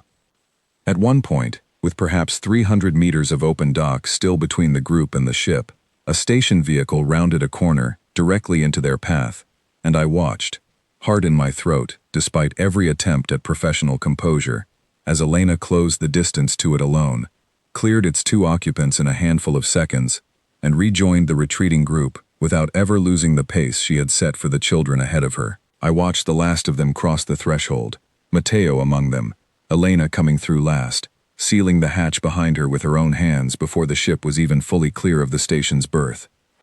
Holt had the Wraithbound into transit within 90 seconds of the hatch sealing, and I remember the particular quality of silence that filled the ship once the transit field engaged. The sound of 6 children finally understanding, in their bodies rather than just their minds, that they were actually safe, and the sound of grown adults who had spent the last half hour holding a controlled and terrible calm, finally allowing themselves to feel something else entirely. I found Elena in the ship's small medical bay perhaps 20 minutes later, Mateo asleep against her side under one of Finch's blankets, the other 5 children settling under Finch's careful attention nearby. The medical bay carried a quiet, entirely different from the tense silence of the extraction itself, something closer to the particular hush that settles over a room once genuine danger has finally, fully passed, replaced by the small ordinary sounds of children breathing evenly, for what I suspected was the first time in nearly 2 weeks. Elena looked up at me as I entered, and for the first time since I had met her on the transit platform 2 weeks earlier, I saw something in her face that was neither the composed stillness of grief nor the precise readiness of the woman who had walked through Outpost Farron, like water finding every opening in a cracked hull. I saw, simply, a mother, exhausted, relieved, and entirely present with the child she had gotten back. "You stayed aboard," she said quietly, glancing at the small monitor Pratt had left running nearby, still looping the final moments of the feed, mostly. "I did not entirely keep my promise," I admitted. "No," she agreed, and something almost like warmth moved across her face. "I don't imagine you did." Sable Creek learned of the rescue before the Wraithbound had even completed its return transit, word spreading through the colony, with the particular speed that only genuinely good news seems to manage after weeks of bad. I was not present for most of that first celebration, having remained aboard the ship through its final approach, but I heard about it afterward from a dozen different people, each account slightly different, and all of them agreeing on the essential shape of it. Families gathering at the transit hub within an hour of the announcement, the same hub where 6 children had disappeared through a torn wall 2 weeks earlier, transformed for one evening into something closer to what it had always been before that morning, a place where people arrived home. Walter Bennett was waiting on the platform when the Wraithbound's shuttle finally brought the children down, and I watched, from a respectful distance, as he lifted his son off the ground, in an embrace that seemed to last considerably longer than physically necessary, neither of them making any effort to let go first. Lily Turner's mother had brought half the produce stall's evening stock with her, apparently unable to sit still in the hours of waiting and needing something to do with her hands, and she pressed fruit into the hands of every parent standing near her, regardless of whether their own child had come home yet. A small, specific kindness I noted, and have never forgotten. Elena carried Mateo off the shuttle herself, though he was more than capable of walking, and I understood, watching her, that this particular indulgence was not really for him at all. The council's response arrived rather less warmly, and considerably more slowly, which surprised no one who had spent the previous 2 weeks watching the same institution debate procedural review timelines, while 6 children waited in a converted storage room. An inquiry team reached Sable Creek within 4 days, composed of investigators considerably more interested, at least initially, in the legal status of an armed civilian incursion into contested territory than in the 6 children that incursion had recovered. I sat through 3 separate interview sessions as the only compliance officer with direct knowledge of the mission's full timeline, and I want to record, honestly, that I answered every question they asked me with complete accuracy, and that I found myself, for the first time in a long career built on precise, dispassionate reporting, entirely unconcerned with whether my accurate answers made the inquiry's work easier or harder. The legal question, in the end, resolved itself largely on its own. Voss's own station records, extracted by Pratt in the final minutes of the operation, documented a trafficking network considerably larger than the 6 children Elena had gone to recover, implicating buyers and intermediaries across a dozen systems, and, more importantly for the inquiry's purposes, providing far more diplomatic value to the council than a prosecution of the mother who had exposed it ever could have. I watched the inquiry's early hostility soften, over the following week, into something considerably more careful. An institution quietly recalculating the political cost of publicly punishing a woman the wider public had already, and rather emphatically, decided to regard as a hero. Those station records, once properly reviewed, led council retrieval teams to 3 other holding sites within the same trafficking network over the following 2 months, recovering, by the final count I was given, another 11 children taken from colonies across a much wider stretch of the border than I had previously understood the problem to reach. I think about that number often. 11 more names, 11 more families, who would never have gotten the 2 to 3 week review timeline Grant Hollis had once quoted me with such calm confidence, because no one on any of their colonies had possessed a sealed file, a decade of hidden discipline, and a network of old friends willing to answer a single careful message without asking a single question in return. I do not know what became of those 11 children before Elena's intervention exposed the network that held them. I choose, most days, not to imagine it in any detail. The lead investigator on the inquiry, an older council administrator with considerably more patience than Bram Foley had shown, called me in for a final interview near the end of that first week, and asked me a question none of the others had thought, or perhaps dared, to ask directly. She wanted to know whether I believed Elena Reyes would have stopped, that night on Outpost Farron, if the treaty had genuinely required it of her, or whether I believed the outcome would have been the same, regardless of what any document permitted. I told her the truth, which was that I did not know, and that I suspected the honest answer was one Elena herself might not have been fully certain of before that night either. What I did know, I told her, was that the treaty had never been tested against a case built with this much precision and this much restraint, and that perhaps the more useful question was not what Elena Reyes would have done if the Accords had failed her, but why an institution as careful as ours had spent 13 years assuming they never would be tested at all. She did not have a satisfying answer to that either, and I respected her more for not pretending she did. Bram Foley contacted me once during that week, a brief and uncharacteristically informal call in which he asked whether I intended to file a formal complaint regarding my own conduct in delaying reports during the mission's final days. I told him I did not. He was quiet for a long moment before thanking me, and I understood, in that silence, that he had spent the intervening days doing considerably more soul-searching about his own earlier caution than his careful professional manner would ever let him admit directly. I spent a great deal of that same week trying to write my own final report on the incident, and I want to be honest that it took me considerably longer than any report I had filed before, not because the facts were unclear, but because I found myself unable to settle on language that captured what I actually believed I had witnessed. I wrote a draft describing Elena Reyes's actions as an exceptional but isolated case, a single veteran's extraordinary response to an extraordinary circumstance. I deleted that draft within a day, because I did not believe it, and I have never been comfortable filing a report I did not believe. I wrote a second draft, and I think this one came closer to something honest, though I revised it more times than I am willing to admit precisely. The Ashfall Accords, I wrote, had been built on an assumption my own people helped construct, that humanity's capacity for what the treaty called excessive force could be contained through careful, permanent restriction, the way you might contain a flood by building higher walls. I had spent 11 months on Sable Creek, monitoring exactly that containment, filing reports that confirmed, week after week, that the walls were holding. I understood now that I had been measuring the wrong thing entirely. The walls had never been what was holding anything back. Humanity's peace, as far as I had come to understand it through Elena Reyes and the 4 people who answered her call without a single question asked, was not the product of restriction imposed from outside at all. It was a choice, renewed daily, by people who had never for a moment lost the capacity to choose otherwise, and who chose peace anyway. Right up until the specific moment, peace stopped being able to protect the people they loved most. I spoke with Sella Corm again during that same week, the historian colleague who had first described the Third Expeditionary to me as humanity's closing argument in a war neither side wanted to repeat. She told me the incident had already begun circulating through certain circles within the wider council administration, discussed in the careful, clinical language such institutions use when they are frightened of something and not yet ready to admit it openly. Some of her colleagues, she said, wanted the entire matter quietly buried, treated as an isolated exception unworthy of policy revision.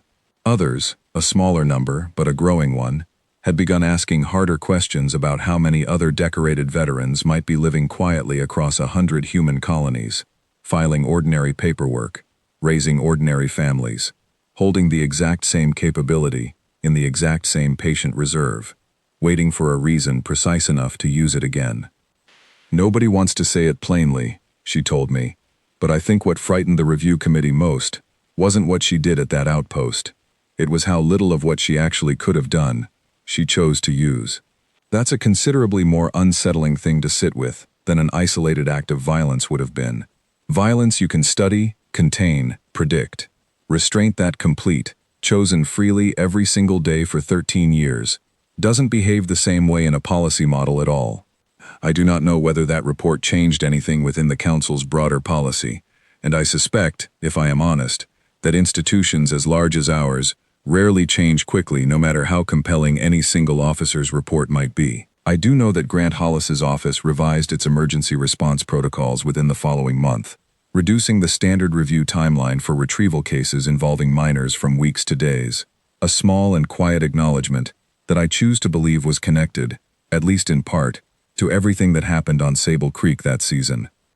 Mateo himself returned to school within 2 weeks of the rescue, a decision Elena told me she had debated carefully before allowing, weighing the comfort of familiar routine against the risk of pushing him back into ordinary life too quickly. His teacher mentioned to me once, in passing, during an unrelated compliance visit to the schoolhouse, that he had grown noticeably quieter for the first several days, prone to checking the classroom door more often than before, and that this had gradually eased as the weeks passed, replaced by something closer to his old self, though perhaps, she said, a slightly more watchful version of it. I do not know if that watchfulness will ever fully leave him. I suspect some part of it will remain for the rest of his life, the way certain kinds of fear leave a permanent, quiet mark, even after everything else has healed around it. The other 5 children fared, by every account I gathered, similarly. Lily Turner apparently took to telling the story of their rescue to younger children at the schoolhouse, with a confidence that struck several parents as remarkable, given how recently she had lived through it, though her mother told me privately that the confidence dropped away entirely at night, replaced by nightmares that woke the household more often than anyone outside their home would have guessed from Lily's daytime composure. Oscar Bennett, Walter told me once, had taken to sleeping with every light in his room switched on, a habit his father had decided not to fight in the slightest. I mention these details not to dwell on them, but because I think it would be dishonest to end this account as though the rescue itself had undone every part of what those 2 weeks had cost 6 children and their families. It had not. What it had done, and I believe this matters enormously even so, was give all of them a future in which to slowly recover, rather than the alternative the trafficking network's own record suggested waited at the end of that 9-day countdown. I have come to believe, over the months since, that this distinction between an imperfect recovery and no recovery at all was the entire point of everything Elena Reyes did during those 13 days, and that she understood this distinction with a clarity I am still only beginning to fully appreciate. I saw Elena again perhaps 3 weeks after the rescue, in the colony market on an ordinary morning that felt, after everything, almost impossibly mundane.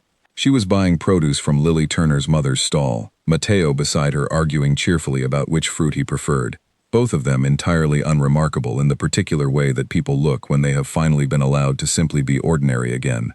She noticed me across the market and offered a small, genuine smile, the first I believe I had ever actually seen from her. "Officer Vantik." She said my name correctly, as she always had. "Still filing reports?" "Always," I said, though I confess the most recent one gave me considerably more trouble than most.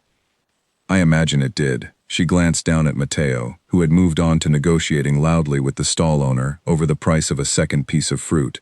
and something in her face settled into an expression I had not yet catalogued from her, something closer to simple, uncomplicated contentment. For what it's worth, I never once did anything your accords didn't allow. I made sure of that, the whole way through. I'd like that in your report too, if it isn't too much trouble. It's already there, I told her, and I meant it. She nodded, satisfied, and turned back to her son, who had by then won his negotiation over the fruit, and was presenting his victory to her with the particular delight of a 9-year-old who has successfully talked an adult into something. She laughed at whatever he said, an easy, unguarded sound I had never once heard from her before that morning, and I understood, watching it, that this was the actual outcome she had spent 13 days fighting for, not the rescue itself, not the disabled guards or the extracted records or the network exposed across a dozen systems, but this precise, ordinary sound, a child's small victory over the price of fruit, echoing across a market that had almost lost the chance to ever hear it again. I stood there for a while longer than I probably needed to, watching an ordinary morning unfold around a woman the Council had spent 13 years believing was permanently, safely contained.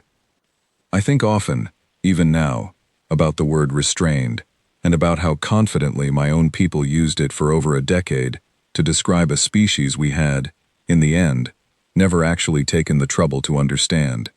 Restrained implies a boundary held by someone else's hand, a limit imposed and maintained from outside. What I watched on Sable Creek and aboard the Wraithbound, and in the 6 seconds it took Elena Reyes to end a conversation with a man who genuinely believed a treaty would protect him, was never restraint in that sense at all. It was something closer to a choice made new every morning, by people who had walked through the worst thing their species had ever built, and decided afterward, deliberately and repeatedly, to set it down rather than pick it back up. I do not believe the Council fully understands that distinction even now. I am not certain it ever fully will. Not because the evidence is unclear, but because the alternative, understanding exactly how much has always been held in reserve behind an ordinary mother buying fruit at a market stall, is considerably more unsettling than the comfortable story we had been telling ourselves for over a decade. I have gone back, more than once since that season, to reread my own earliest reports on Sable Creek's human population, the confident, tidy assessments I filed month after month describing a community entirely within the bounds the Accords required. I do not think those reports were dishonest. I think they were simply incomplete in a way I had no framework, at the time, to recognize. I had been measuring compliance the way you measure the surface of still water, and I had mistaken that stillness for the absence of any current beneath it, when it had only ever been the current choosing, day after patient day, exactly where it wished to remain. I filed my report anyway, as accurately as I could manage, and I have thought, every day since, about the particular quiet Elena Reyes carried through those 2 impossible weeks, a quiet that was never surrender, and was never the absence of anything at all, but was, I have come to understand, simply what it looks like when a choice this large is being made by someone who has already decided, long before anyone else in the room catches up, exactly how far she is willing to go, and exactly when she intends to stop.